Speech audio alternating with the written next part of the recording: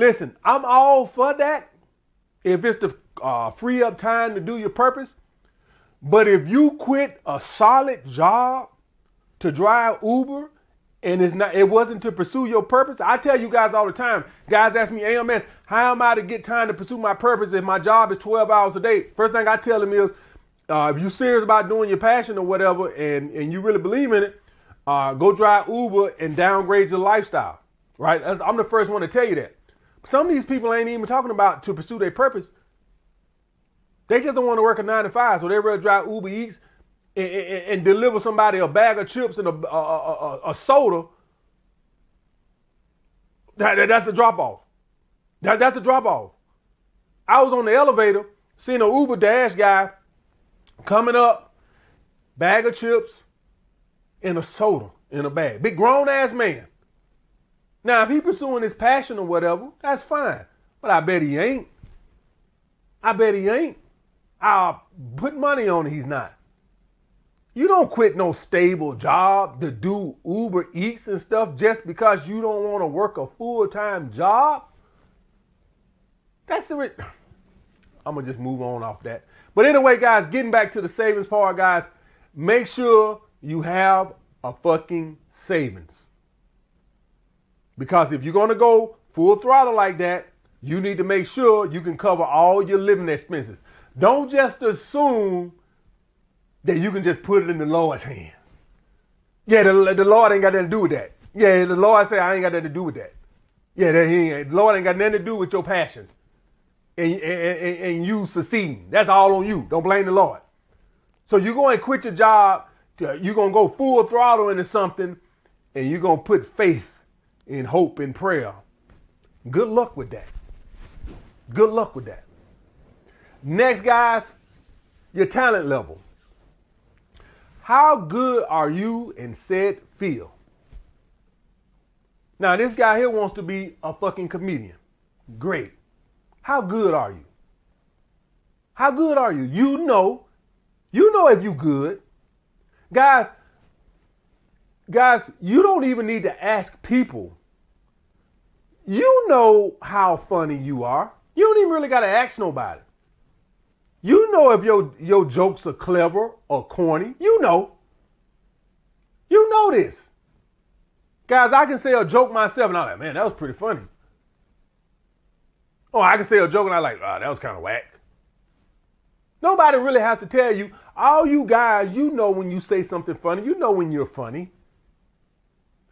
Just because you want to do something don't mean you're entitled to do it. So just because you think that you're entitled to be a comedian, just because if I give it my all, the Lord's supposed to bless me to succeed in it.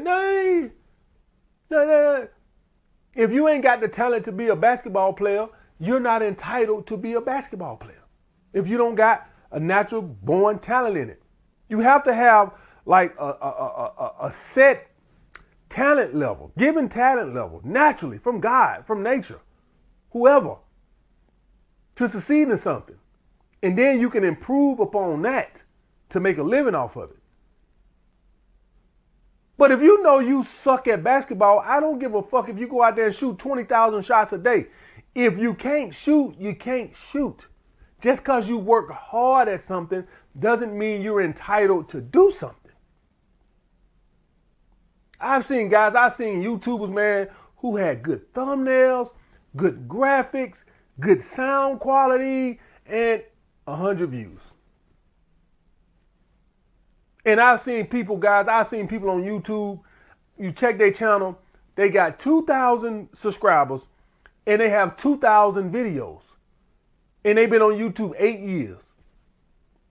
Good thumbnails, good camera, good sound quality. Nobody watches them for whatever reason. And I damn sure ain't finna goddamn try to find out what the fucking reason is. For whatever reason, every now and then I get suggested a video that nobody seems to be interested in watching. I have no fucking idea why YouTube do that. And then I look at the views, I'm like, well, ain't nobody else watching. What the fuck I want to watch it for?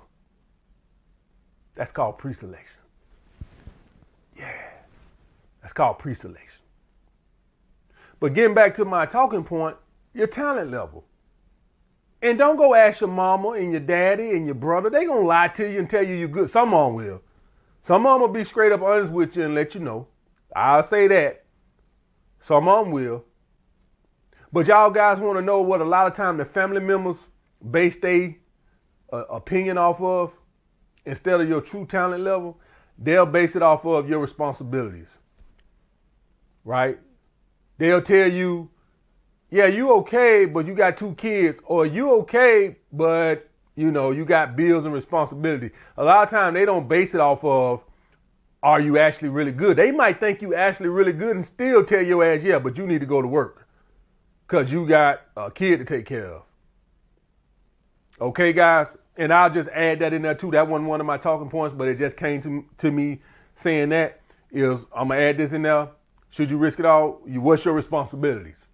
Right? Understand that if you have kids, it ain't just you, motherfucker. If you got a wife, it ain't just you. If you're going to risk it all and stuff like this, typically, guys, this means that unless you got like a large savings or something like that, you got to really factor in this with what your responsibilities are. If you got a family, we really got to factor that in there. You lose that right once you bust these nuts. Just because you want to, it ain't just about you no more, you selfish motherfucker. So you can risk it all if it's just you. If they ain't hurt nobody but just you, then fine. If you got 2 kids, suck it up. I'm sorry, you lose that right. You got 2 kids at home and a wife and your ass want to go out here and think you're going to be the next Steve Harvey. You lose that right. At that point, you still have to work the job and do the comedy on the side. I'm sorry. That's what happens. Next, guys, your risk tolerance. I have a confession to make right now, guys. I have a low risk tolerance. I know that might surprise some of y'all guys, right? You're like, wait a minute, AMS. Hold on, AMS. You moved from Alabama to New York. Guys, that really wasn't no risk. I had shit going on for me in Alabama. I had really nothing to lose. Y'all guys act like I walk away from a $75,000 a year job and went to New York. I was in Alabama working goddamn temp to temp, making $8, $10. I ain't had shit to lose. What was the worst was going to happen? Let's do the calculation. Had New York not worked out, this was what I was looking at. Moving back to Alabama and going back to those same temp services. Ta-da! It wasn't like I was walking away from no goddamn $250,000 a year job. So there really wasn't a risk. I was just gonna have to move back. If the situation in New York didn't work out, I would have just moved back to Alabama and just went right back to those goddamn same shitty temp jobs. Ta-da! And so you have to be able to evaluate that. I can't make that decision for you. You have to know what your risk tolerance is. Because this is risky.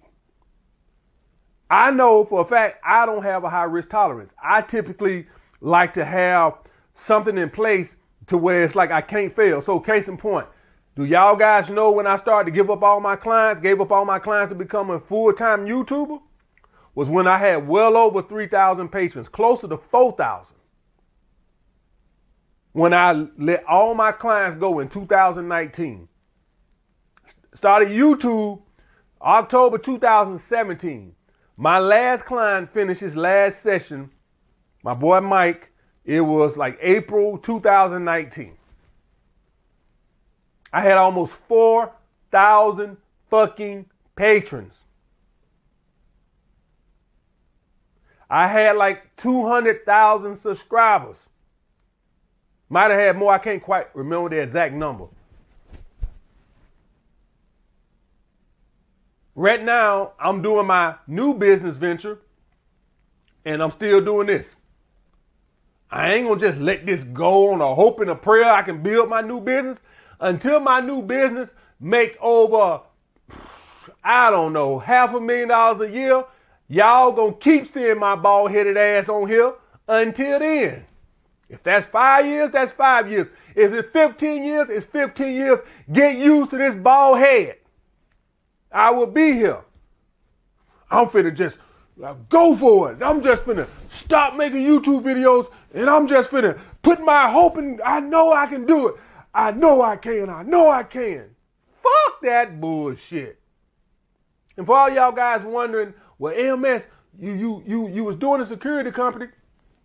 You became a personal trainer and you quit security bouncing. Guys, the only reason I wanted to do both, the only reason I quit, because the security boss I was working for gave me an ultimatum.